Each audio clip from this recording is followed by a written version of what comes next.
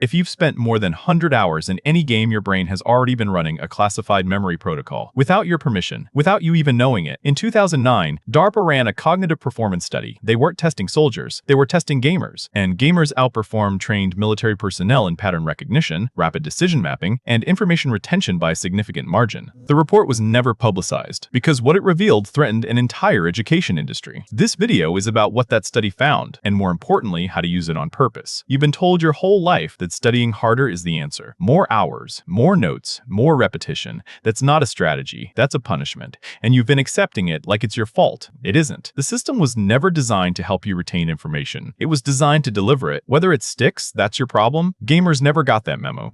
And accidentally, they built something the education system never could.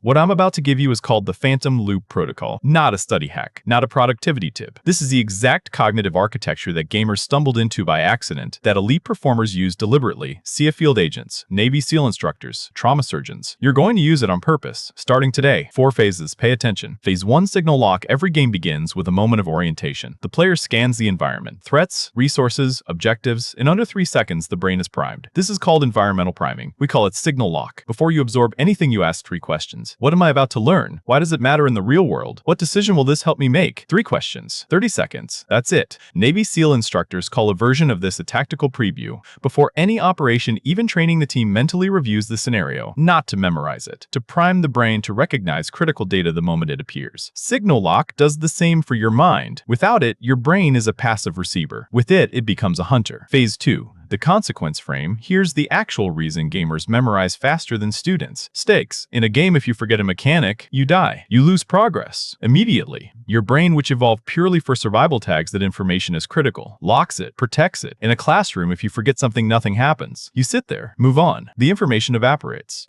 Your brain classified it as irrelevant because there were no consequences attached. This is the consequence frame. After every section of information you absorb, close the material. Write 1 sentence by hand. If I forget this, what fails? Then follow the chain. Honestly, concretely. Your brain doesn't know the difference between a simulated consequence and a real one. It only responds to the signal. Once you attach consequence to information, the brain stops treating it as optional. It becomes mission critical. Phase 3. The void scan. Gamers do something students never do.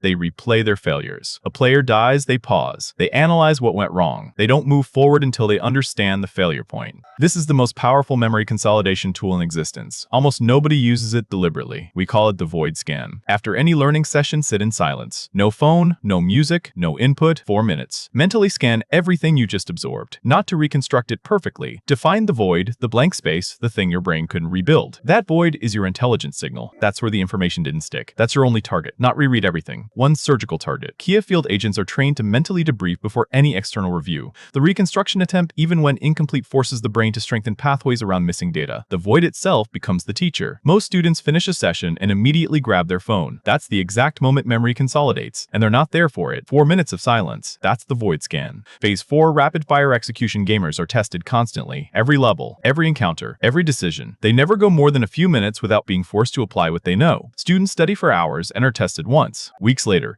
By then, the information is already gone. Within 24 hours of learning anything, you teach it.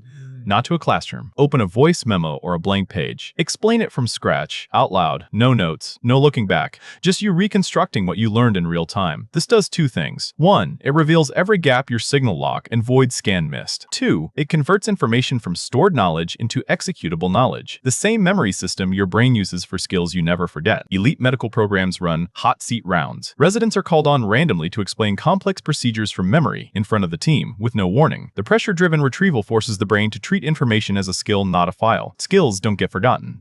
This is the Phantom Loop Protocol. Signal lock, consequence frame, void scan, rapid fire execution, 4 phases. The system gamers ran by accident every session without ever knowing what it was. Now you run it on purpose. This is not motivation. This is not inspiration. Enacted, this is the cognitive architecture behind every elite performer you've ever admired. And most people scrolling textbooks right now will never know it exists. That gap is yours. Here is your mission. Run 1 session this week. All 4 phases. Full protocol, no shortcuts. Then come back. Comment operative if you execute.